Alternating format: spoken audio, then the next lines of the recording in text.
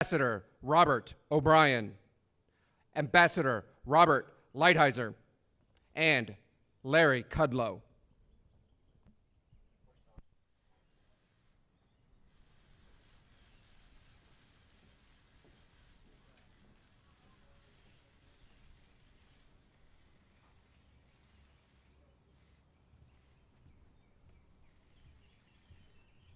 Thank you very much. Good afternoon. Thank you. I'm here today to talk about our relationship with China and several new measures to protect American security and prosperity. China's pattern of misconduct is well known. For decades, they've ripped off the United States like no one has ever done before. Hundreds of billions of dollars a year were lost dealing with China, especially over the years during the prior administration. China raided our factories, offshored our jobs, gutted our industries, stole our intellectual property, and violated their commitments under the World Trade Organization. To make matters worse, they are considered a developing nation, getting all sorts of benefits that others, including the United States, are not entitled to. But I have never solely blamed China for this. They were able to get away with the theft like no one was able to get away with before because of past politicians and, frankly, past presidents. But unlike those who came before, my administration negotiated and fought for what was right. It's called fair and reciprocal treatment. China has also unlawfully claimed territory in the Pacific Ocean, threatening freedom of navigation and international trade. And they broke their word to the world on ensuring the autonomy of Hong Kong. The United States wants an open and constructive relationship with China, but achieving that relationship requires us to vigorously defend our national interests. The Chinese government has continually violated its promises to us and so many other nations. These plain facts cannot be overlooked or swept aside. The world is now suffering as a result of the malfeasance of the Chinese government. China's cover-up of the Wuhan virus allowed the disease to spread all over the world, instigating a global pandemic that has cost more than 100,000 American lives and over 1 million lives worldwide.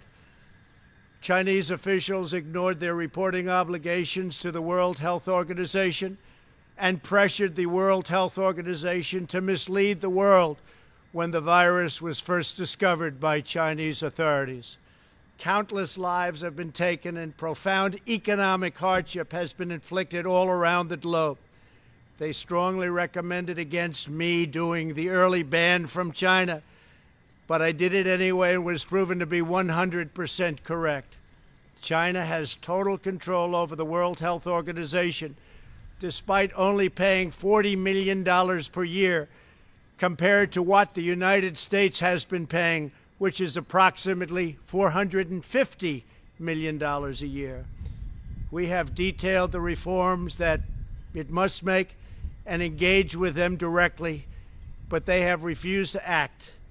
Because they have failed to make the requested and greatly needed reforms, we will be today terminating our relationship with the World Health Organization and redirecting those funds to other worldwide and deserving urgent global public health needs. The world needs answers from China on the virus. We must have transparency. Why is it that China shut off infected people from Wuhan to all other parts of China? It went nowhere else. It didn't go to Beijing. It went nowhere else. But they allowed them to freely travel throughout the world, including Europe and the United States. The death and destruction caused by this is incalculable. We must have answers, not only for us, but for the rest of the world. This pandemic has underscored the crucial importance of building up America's economic independence, reshoring our critical supply chains, and protecting America's scientific and technological advances. For years, the government of China has conducted illicit espionage to steal our industrial secrets, of which there are many. Today, I will issue a proclamation to better secure our nation's vital university research and to suspend the entry of certain foreign nationals from China who we have identified as potential security risks. I am also taking action to protect the integrity of America's financial system, by far the best in the world. I am instructing my Presidential Working Group on Financial Markets to study the differing practices of Chinese companies listed on the U.S. financial markets with the goal of protecting American investors. Investment firms should not be subjecting their clients to the hidden and undue risks associated with financing Chinese companies that do not play by the same rules. Americans are entitled to fairness and transparency. Several of the most significant actions we're taking pertain to deeply troubling situations unfolding in Hong Kong. This week, China unilaterally imposed control over Hong Kong's security.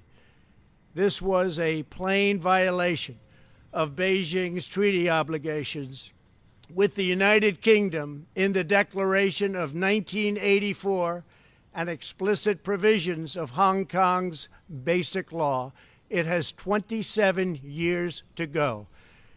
The Chinese government's move against Hong Kong is the latest in a series of measures that are diminishing the city's long-standing and very proud status. This is a tragedy for the people of Hong Kong, the people of China, and indeed the people of the world. China claims it is protecting national security. But the truth is that Hong Kong was secure and prosperous as a free society. Beijing's decision reverses all of that.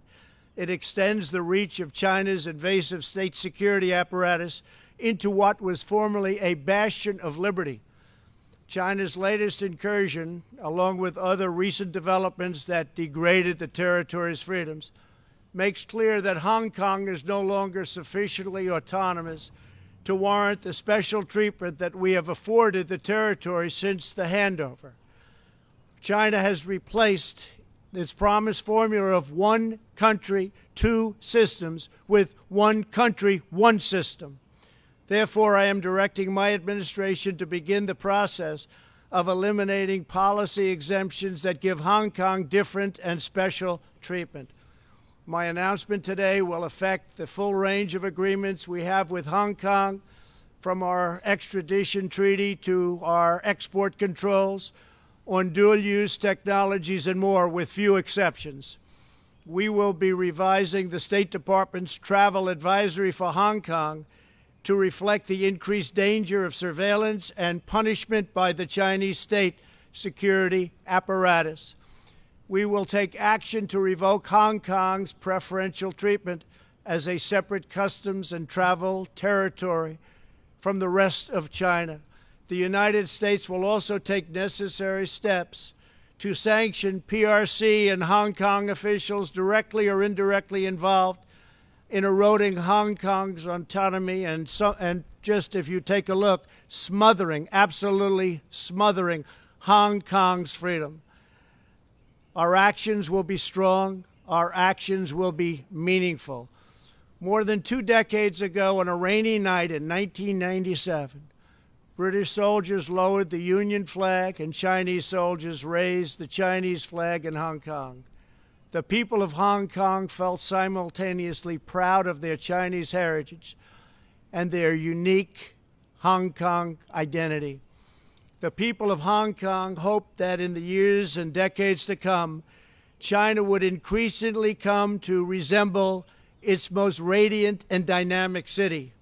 The rest of the world was electrified by a sense of optimism that Hong Kong was a glimpse into China's future, not that Hong Kong would grow into a reflection of China's past. In every decision, I will continue to proudly defend and protect the workers, families, and citizens of the United States of America. Thank you very much. Thank you.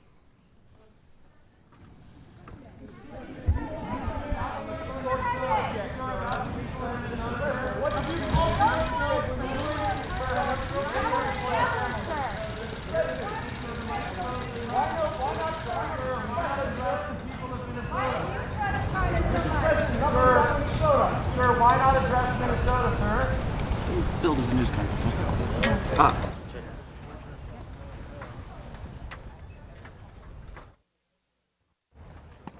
It's not a press conference. Yeah, what happened to press coverage?